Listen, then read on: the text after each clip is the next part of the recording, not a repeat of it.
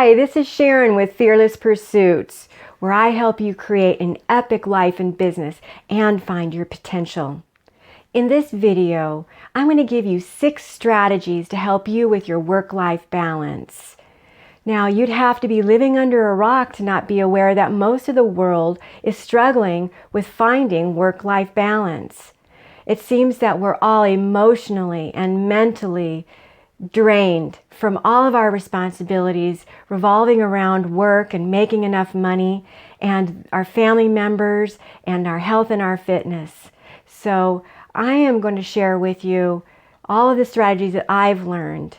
But first, in my struggle, I've had many businesses and it was always a struggle taking care of the business. My ex-husband used to call it the special needs child.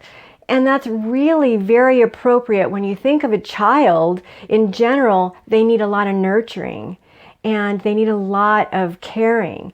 So what we want to do is make sure that our children are growing in a way that they can be independent. So when we think about our lives individually, every aspect of our life, what we want to do is we want to put systems in place that help us make these different components of our life be a little bit more independent so everything flows better. So in this video, I'm going to give you 6 steps that will help you with that.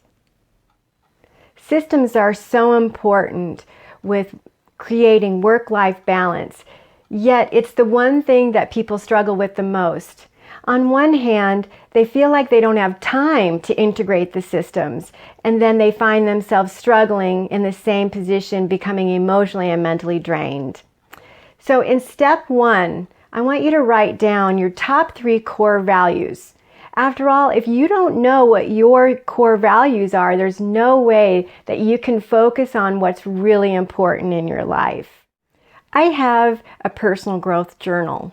So when we're writing these things down, it's really helpful to revisit them. So you have your top core values in step 1, and you can reread them in your personal growth journal. So in step 2, what you want to do is you want to write down your priorities. So we think about things like your priority is to practice ball with your son. Your priority is to make sure the house is clean. Your priorities are to make sure that your bills are paid by a certain time of the month. Obviously, you've got to go to work. All of these things are your priorities. Whatever is important to you, you have to make sure that you get in your day or in your week. You're going to write them down. This is going to be in your personal growth journal, something that you revisit often. In step 3, you're going to create 2 calendars, one for your work and one for your personal life. This can be kept in your personal growth journal as well. And it's great because this is the journal that you're going to be looking at often to help you organize your life. Again, people struggle with organizing their life because they say they don't have time for it. But once you put the system in place, it's done. You don't have to worry about it. Beginning anything new always takes more time, and it's a struggle that we feel with realizing that we should do it, but we don't have time for it. You need to take the time to organize your life. So having a work calendar with all of your work responsibilities on it, and on the other side, having your personal calendar on there, like the days that you're going to go work out, the days that you take your child to karate, for example. So make sure that you implement the 2 calendars. It'll really help you a lot. In step 4, this is all about accountability. We need to have checks and balances in place to keep us accountable so we can stay on track. So what we're going to do here in your personal growth journal is to create a personal constitution. So remember when we were talking about step 1 where you created your core values?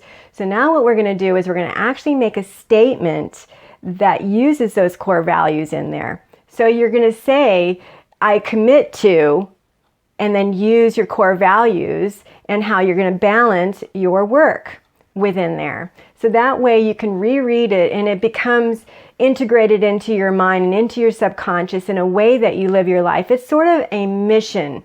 It's how you live your life. So step 4 is very important for your own personal accountability. Now, step 5 can be very difficult for some people. people who have a high-powered position, somebody who has a very stressful job. Work-at-home people in particular have a very difficult time with this, and it is leave work at work. If you were working at home, for example, you literally are walking from one room to the other to see your family members. And if you're still stressed out over whatever happened at work, then you're going to give it to them. You're going to transfer on to your family. And the same thing if you have a high-powered job or a stressful job, and you're coming home and you haven't shaken it off, you're walking through the door and you're carrying all of that to your family. And that is not going to be healthy for you or for your family. So we need to leave work at work. And in our final 6th step, I want you to learn a 2-letter word, N-O. Learning to say no, to not take on so much. Learning to know when you need help. Knowing that you can do a lot, but just because you can doesn't mean you should. I'm guilty of this many times, and I've had to really learn how to just stop and not do it all. Sometimes you need to hire some help, maybe getting your house cleaned a little bit more by someone else instead of you. So let's learn what we can give out to someone else and what we actually have to do. So the other thing that we need to understand is that our end of days, it's not about the dust on the furniture, and it's not about whether or not you kept up on your laundry. It's about whether you gave yourself to those in your life that really matter, that quality time that you can spend with people, because we all want to feel important. We all want to feel significant. So because you want to feel that way, you know that your kids, your husband, or your spouse wants to feel that way too. So you want to give them the attention that they need. So thank you so much for coming. That's all I have for you to help you with your work-life balance. I hope you put it all together and get a lot out of it. If you like this video, please give it a thumbs up and subscribe so you can get more videos just like this. Also, you can head over to fearlesspursuits.com and get more advice and information just like this.